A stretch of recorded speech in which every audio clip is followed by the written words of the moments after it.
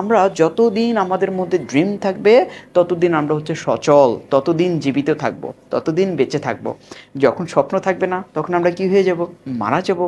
অর্থাৎ তুমি বেঁচে থেকেও মরার মতো, এটাই তিনি বুঝিয়েছে। তুমি হলো ইউজলেস, ফ্রুটলেস থাকবা। ওকে, হ্যালো এইচএসসিয়ান, আজকে তোমাদের সাথে আলোচনা করব বা পুরো ক্লাস জুড়ে আলোচনা করব একটা কবিতা, সেটা হচ্ছে তোমার ড্রিমস। এই কবিতাটা আজকে তোমাদের সাথে টোটালি আলোচনা করবো। আর এটা লিখেছেন আমাদের হচ্ছে ল্যাংস্টন হিউজ। ঠিক আছে, ল্যাংস্টন হিউজ লিখেছেন এই কবিতাটা।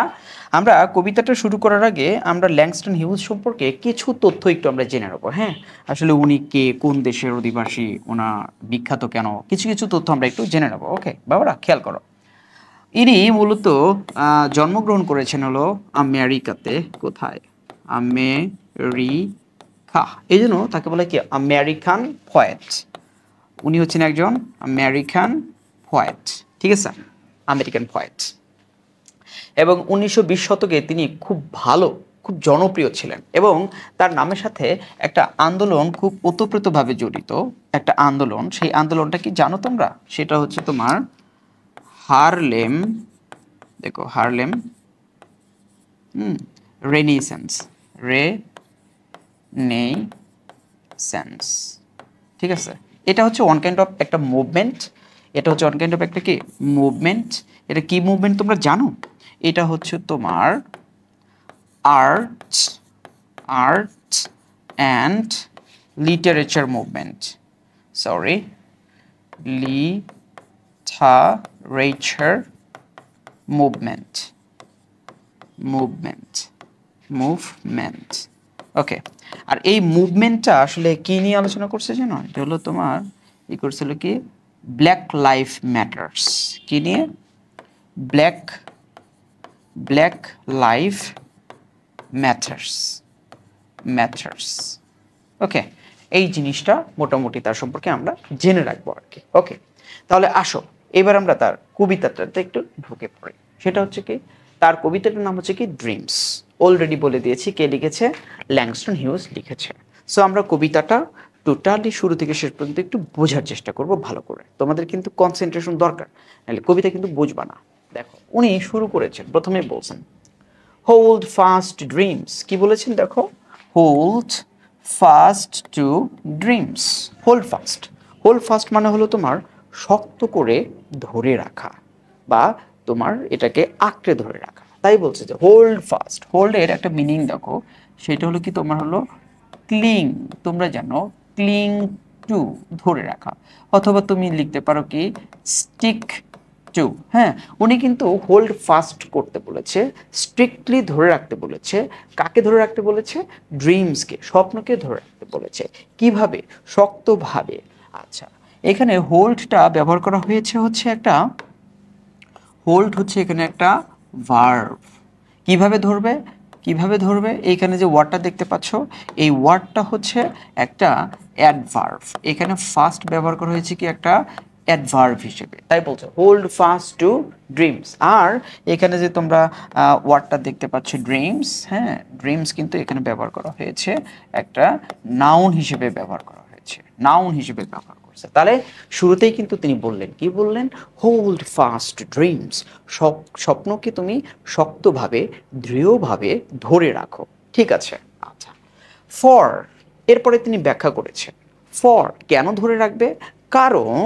কারণ ইফ ড্রিমস ডাই, যদি স্বপ্ন মারা যায়, life is a broken winged bird, তাহলে জীবনটা হয়ে যায় একটা ডানা ভাঙা পাখির মতো, অ্যান্ড দ্যাট ক্যানট ফ্লাই, যেটা উঠতে পারে না।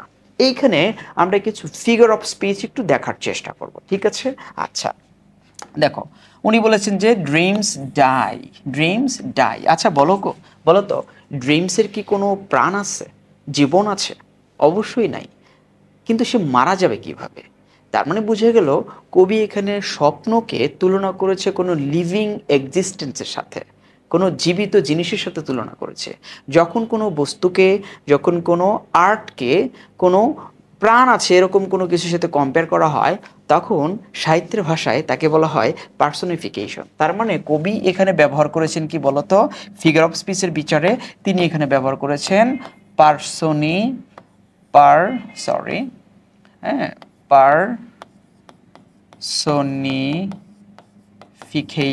পার্সনিফিকেশন মানে কি কোনো বস্তুকে ব্যক্তি হিসেবে কল্পনা করা। তাই বলছে যে ইফ ড্রিমস ড্রাই, যদি স্বপ্ন কি হয় ডাই মারা যায়, life is a broken winged bird that cannot fly.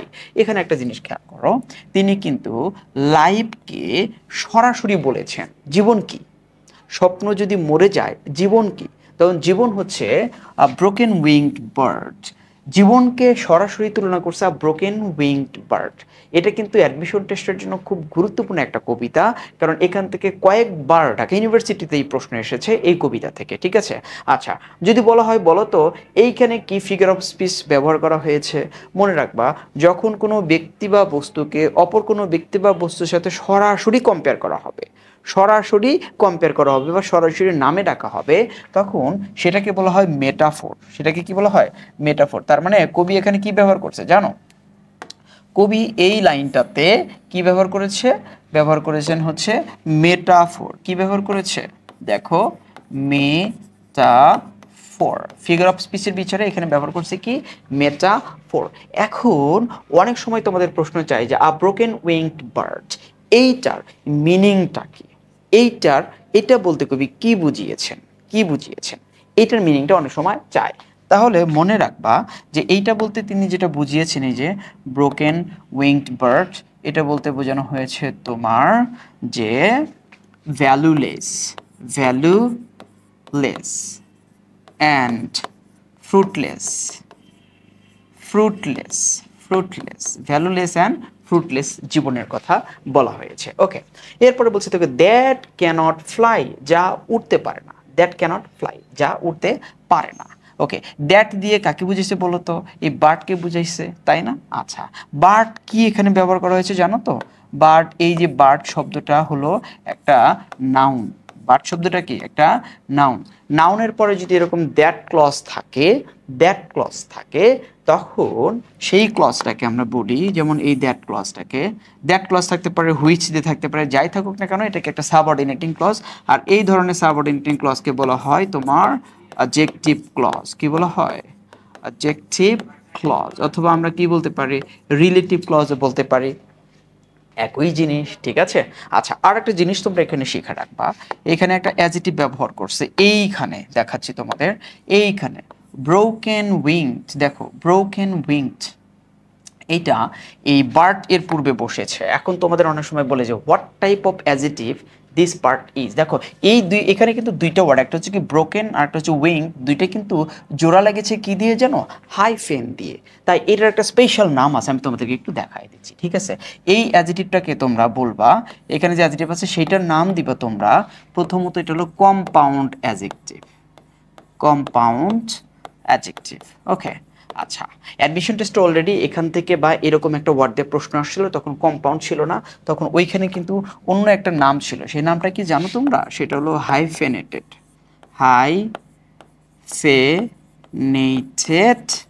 Adjective. এটার আর একটা নাম হচ্ছে কি? Hyphenated adjective. এই জিনিসগুলো তোমরা একটু মনে রাখবা। ওকে, তাহলে কিন্তু তিনি প্রথমেই বললেন হোল্ড ফাস্ট ড্রিমস, স্বপ্নকে খুব শক্তভাবে দৃঢ়ভাবে ধরে রাখো। কেন? কারণ ইফ ড্রিমস ডাই, যদি স্বপ্ন মারা যায় তাহলে life is a broken wing bird, জীবন হয়ে যাবে তোমার ডানা ভাঙা একটা পাখি, দ্যাট ক্যানট ফ্লাই, যা উঠতে পারে না। তার মানে আমরা যতদিন আমাদের মধ্যে ড্রিম থাকবে ততদিন আমরা হচ্ছে সচল, ততদিন জীবিত থাকবো, ততদিন বেঁচে থাকবো। যখন স্বপ্ন থাকবে না তখন আমরা কি হয়ে যাব? মারা যাব। অর্থাৎ তুমি বেঁচে থেকেও মরার মতো, এটাই তিনি বুঝিয়েছে। তুমি হলো ইউজলেস, ফ্রুটলেস থাকবা। ওকে, আচ্ছা, পরে আরও একটা পার্ট আছে, এখানে তিনি আবার দেখো সেম কথাটাই তিনি রিপিট করেছেন, কি হোল্ড ফাস্ট ড্রিমস, আবারও কিন্তু তিনি রিপিট করলেন। মনে রাখবা কবি সাহিত্যিকরা যখন কোনো কথা রিপিট করে মানে ওইটার উপরে তিনি এমফেসাইজ করছে, গুরুত্ব দিচ্ছে, জোর দিচ্ছে। এটার উপরে কি দিচ্ছে? জোর দিচ্ছে। কি বলছে দেখো, হোল্ড ফাস্ট ড্রিমস। যেহেতু আমরা এই বাক্যটাকে প্রথমে এক্সপ্লেন করেছি অর্থসহ, এখানে আমি এটাকে আর এক্সপ্লেন করছি না, পরেরটা খেয়াল করো।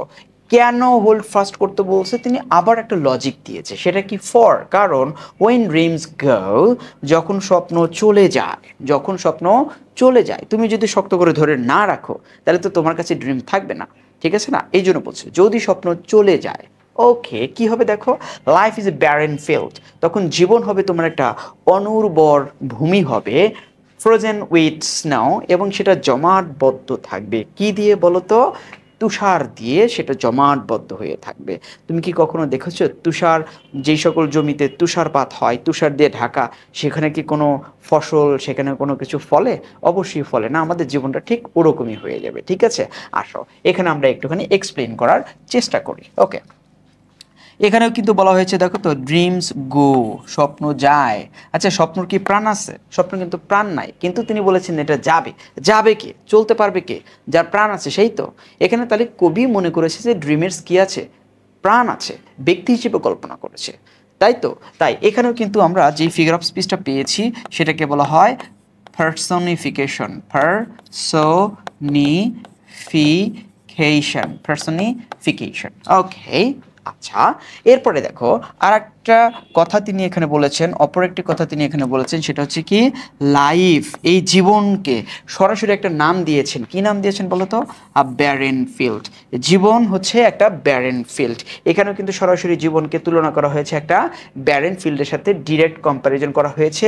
তাই এই লাইনেও যেই ফিগার অফ স্পিচটা ব্যবহার করা হয়েছে, এই লাইনে যেই ফিগার অফ স্পিচটা ব্যবহার করা হয়েছে সেটার নামও হচ্ছে কি মেটাফোর, মেটাফোর, মেটাফোর। ঠিক আছে, দেখো আমরা কিন্তু দুইটা মেটাফোর পেয়েছি, কবির দুইটা মেটাফোরের ব্যবহার আমরা পেয়েছি। প্রথমটা কই পেয়েছি দেখো তো, এইখানে পেয়েছি মেটাফোরের ব্যবহার এই লাইনে। দ্বিতীয়টা কোথায় পাইলাম? এইখানে পেয়েছি। আবার পার্সনিফিকেশনেরও কিন্তু আমরা কয়টা ব্যবহার পেয়েছি? দুইটা ব্যবহার পেয়েছি। কয়টা ব্যবহার পেয়েছি? দুইটা।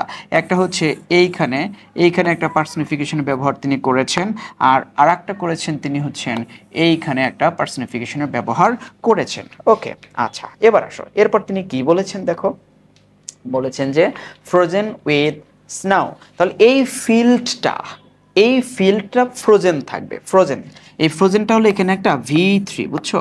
এটা কি একটা V3, যেটা এই ফিল্ডকে ইন্ডিকেট করেছে, যার ফলে এটা ব্যবহার করা হয়েছে একটা অ্যাডজেক্টিভ হিসেবে, অ্যাডজেক্টিভ। তাহলে এই ফ্রোজেনটা হচ্ছে কি একটা অ্যাডজেক্টিভ হিসেবে এখানে ব্যবহার করা হয়েছে।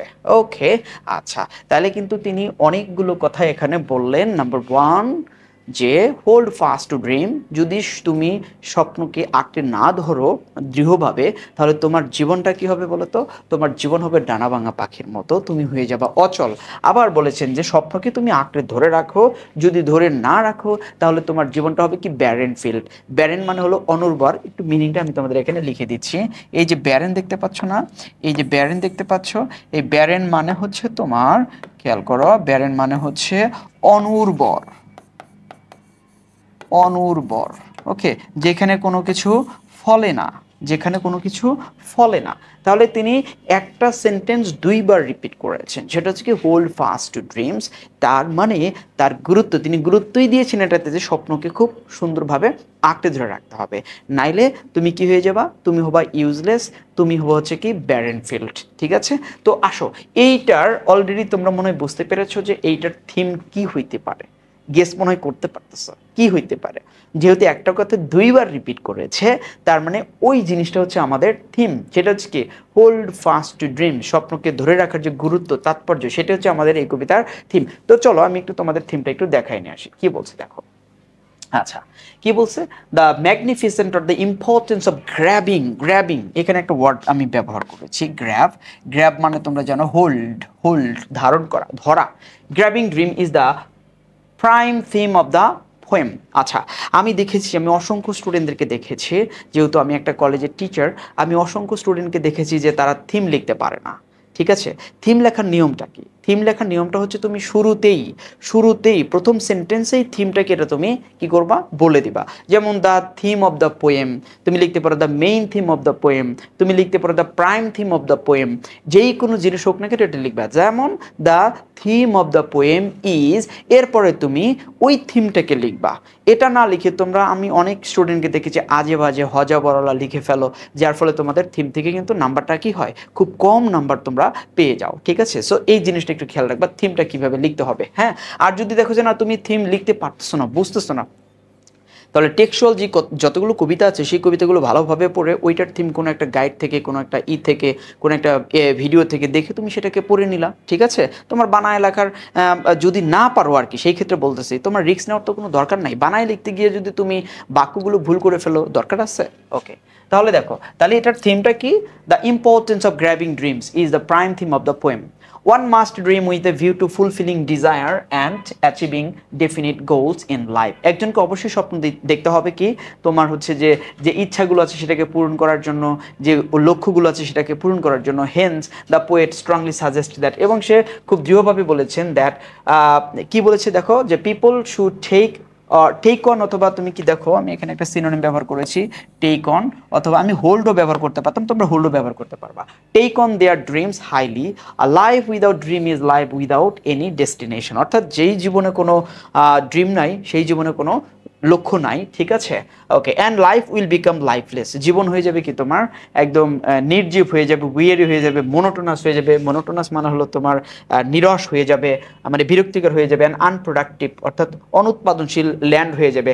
Covered with snow that or which can produce no crop. ঠিক আছে, আশা করি তোমরা বুঝতে পেরেছো। যদি ভিডিও থাকে তোমরা উপকৃত হও তাহলে অবশ্যই বন্ধুদের সাথে শেয়ার করবা এবং আমার পেজটাকে একটা ফলো, এবং যদি তুমি ইউটিউব থেকে দেখে থাকো তাহলে অবশ্যই আমার ইউটিউব চ্যানেলটাকে একটু সাবস্ক্রাইব করে রাখবা। দেখা হবে নেক্সট ভিডিওতে। টিল দেন আল্লাহ হাফেজ, বাই বাই।